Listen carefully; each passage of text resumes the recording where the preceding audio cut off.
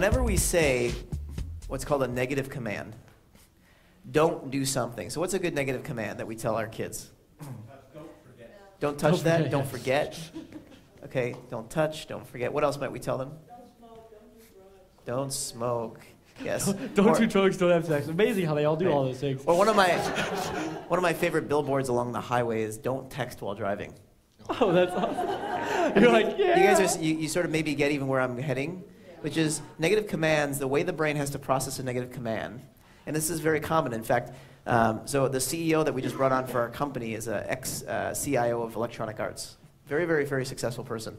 And he became a venture capitalist, and we brought him on as a CEO and fundraiser for our company.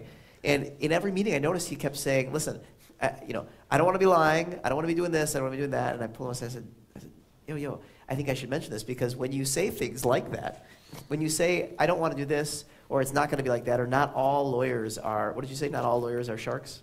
Or, Bad. not all lawyers are bad. Yeah. What do you think when you hear that? Yeah. Yeah. So again, I want the reason. So is it good or bad? Like good or bad, right or wrong doesn't exist in this room for us. It's is it useful or not useful?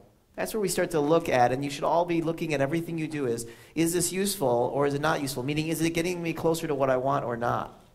So when you say all lawyers are not bad, you're putting into the room lawyers are bad.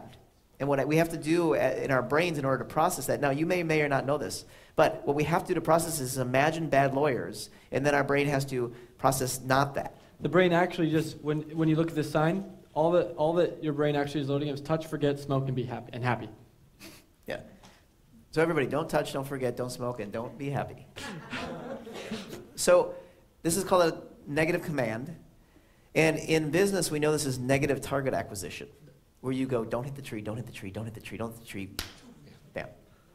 So one of the things you might want to notice in your language is, are you using negative commands? And the very simple switch is to go to a positive command, which is, lawyers are great people. Or, I don't know, maybe not all lawyers are great people. I want my son to be a lawyer that makes a difference in the corporate world.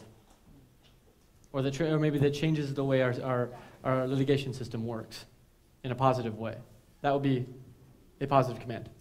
Because imagine sitting in a meeting, for the rest of you, imagine sitting in a meeting where you say, so this is not going to be that much money. I don't charge that much money. What did you just say to them? Yeah, they just think, wow, this is going to be expensive. I'm not that expensive. Okay? So you want to notice wherever you are in your language with that, you could be giving off all sorts of information that's not what you're intending, which we're going to actually start to take a look at quite a bit today, because we all give off a lot of information that we're not intending. It starts to be some of the differences that makes the difference.